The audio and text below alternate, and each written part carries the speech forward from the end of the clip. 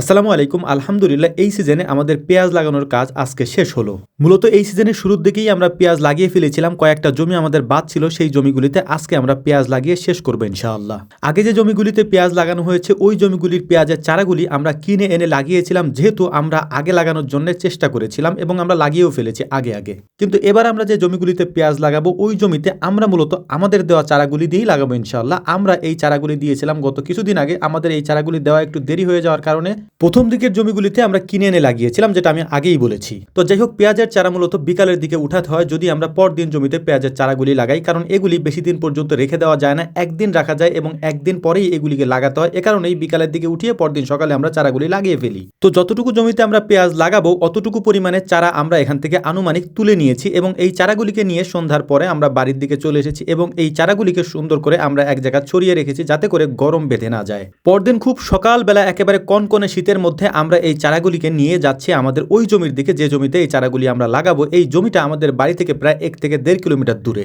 জমিতে আসার পর সারগুলিকে আমরা এক জায়গায় মিক্সড করে নিচ্ছিলাম। এরপরে সজীব মামা চলে আসলো। সজীব মামা আসার পরে আমরা জমিটাকে চাষ দিব। চাষ দেওয়ার আগে পুরো জমিটার উপরি সাইডে অর্থাৎ যে আইল থাকে এই আইলটাকে সুন্দর করে আমরা কেটে নিচ্ছিলাম। এটার কারণ হচ্ছে আইল থেকে যে ঘাসগুলি আছে ওই ঘাসগুলি যেন জমির মধ্যে চলে না আসে। চারপাশের আইল সুন্দর করে কেটে নেওয়ার পরে আমরা জমিটাকে সুন্দর করে চাষ দিচ্ছিলাম। আমাদের পেঁয়াজের জমি চাষ দেওয়ার ক্ষেত্রে একেবারে মাটিগুলিকে ঝুরঝুরে করে ফেলা হয় এবং সমান করে ফেলা হয় যাতে পেঁয়াজের চারাগুলি লাগাতে সুবিধা হয়। এই কাজগুলি করার মাঝেই আমরা সার বুনে দিয়েছিলাম এবং এই সারগুলিকে মাটির নিচে যাতে চলে যায় এই জন্যই আমরা চাষের আগে দিয়ে থাকি। এরপর মূলত আমাদের মূল কাজ শুরু হবে পেঁয়াজ লাগানোর কাজটা। পেঁয়াজের চারা লাগানোর জন্য আমরা একটা লাঙল ব্যবহার করি। এই লাঙল দিয়ে আমরা জমিটাকে চাষ দিই, অর্থাৎ পিলি তৈরি করি। আমাদের আঞ্চলিক ভাষায় এটাকে পিলি বলে। মূলত এটা হচ্ছে এক ধরনের লাইন। এই লাইন সোজা করার জন্য মূলত আমরা এইভাবে টেনে থাকি। এরপর মূলত শুরু হয় চারা লাগানোর কাজ, অর্থাৎ আপনারা দেখতেই পাচ্ছেন আমরা কিভাবে চারাগুলিকে লাগাচ্ছিলাম। যেহেতু আমাদেরকে দুপুরের খাবারও তৈরি করতে হবে এজন্য আমরা ওদেরকে ওখানে রেখে চলে এসেছি রান্না করার জন্য।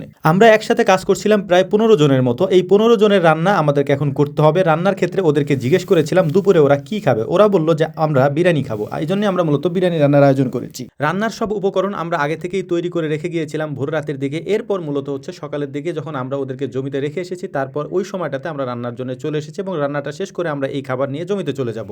আমরা মূলত বিরিয়ানি রান্না করি দেশি খাঁটি সরিষার তেল দিয়ে, যেটা আপনারা আমাদের থেকে অর্ডার করে নেন। এর পাশাপাশি আমরা যে মশলাগুলি ব্যবহার করি ওই মশলাগুলি হলুদ মরিচ বিশেষ করে আমরা নিজেরাই তৈরি করি আলহামদুলিল্লাহ। এ কারণে আমাদের যে তরকারি থাকে বা যেটা আমরা রান্না করি ওইটার কালার অনেক সুন্দর হয়, কারণ এইসব মশলার মধ্যে এক ফোঁটা পরিমাণে ভেজাল নাই। আপনি নিয়ে দেখতে পারেন অরিজিনাল এই মশলার কালার কি অসাধারণ হয়, আপনি নিজেই অবাক হয়ে যাবেন আলহামদুলিল্লাহ। আমি স্ক্রিনে নাম্বার দিয়ে দিব, এই নাম্বারে আপনারা যোগাযোগ করতে পারেন এবং অর্ডারও করতে পারবেন ইনশাআল্লাহ। স্পেশালি সরিষার তেলটা আমাদের এখানে অসাধারণ হয়। এর কারণ হচ্ছে এই সরিষা আমরা নিজেরাই ভাঙাই এবং নিজেরা চাষও করি আলহামদুলিল্লাহ। এবছর আমরা অনেক বেশি সরিষা লাগিয়েছি। এই সরিষাগুলি মূলত আমরা আপনাদের কাছ থেকে পৌঁছে দিব তেল ভাঙানোর পরে। আর হ্যাঁ, অবশ্যই এই সরিষার তেলটা আমরা দেশি তেঁতুল কাঠের ঘানিতে ভাঙিয়ে আপনাদের কাছে পৌঁছে দিই ইনশাআল্লাহ। তো যাই হোক, আলহামদুলিল্লাহ আমাদের রান্নাও প্রায় শেষের দিকে। ওরাও আমাদেরকে ফোন দিচ্ছিল কিছু চারা নাকি শর্ট পড়েছে, ওই চারাগুলিকে নিয়ে ওদের ওখানে পৌঁছে দিব। এরপর ওদেরকে নিয়ে এসে অন্য জমিতে আমরা চলে আসব।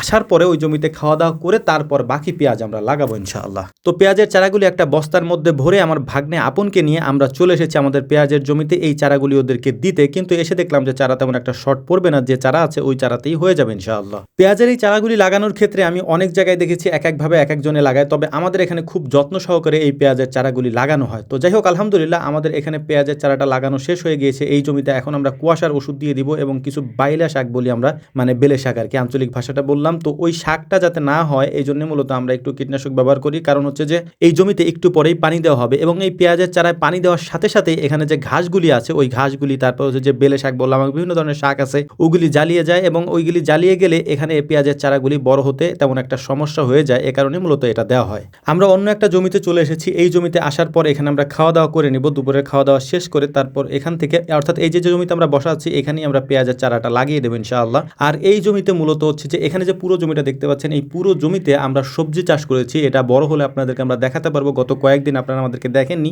আমরা ব্যস্ত ছিলাম। এর পাশাপাশি দেশের যে অবস্থা সেটার কারণে মূলত হচ্ছে আমাদের ভিডিওগুলো তেমন একটা দেওয়া হয়নি, কারণ সবারই মন খারাপ ছিল, যে কারণে আমরা এর মধ্যে ভিডিও দিইনি। তবে আলহামদুলিল্লাহ কাজ করেছি। তো যাই হোক, এখন থেকে আমরা নিয়মিত দেওয়ার চেষ্টা করব। তো এই জমিতে পেঁয়াজ লাগানোর পরে এখানে আমরা পানি দিয়ে দিচ্ছিলাম এবং পানি দেওয়ার পরে আমাদের যে বাকি সবজির যে মানে খোলা বলি আমরা, খোলাগুলি তৈরি করেছিলাম, আমরা সেখানেও পানি দিয়ে দিচ্ছি। তো যাই হোক, আমাদের জন্য দোয়া করবেন, আল্লাহ তাআলা যেন আমাদের ব্যবসা, কৃষি এবং আমাদের খামারে বারাকা দান করেন। আসসালামু আলাইকুম ওয়া রাহমাতুল্লাহ।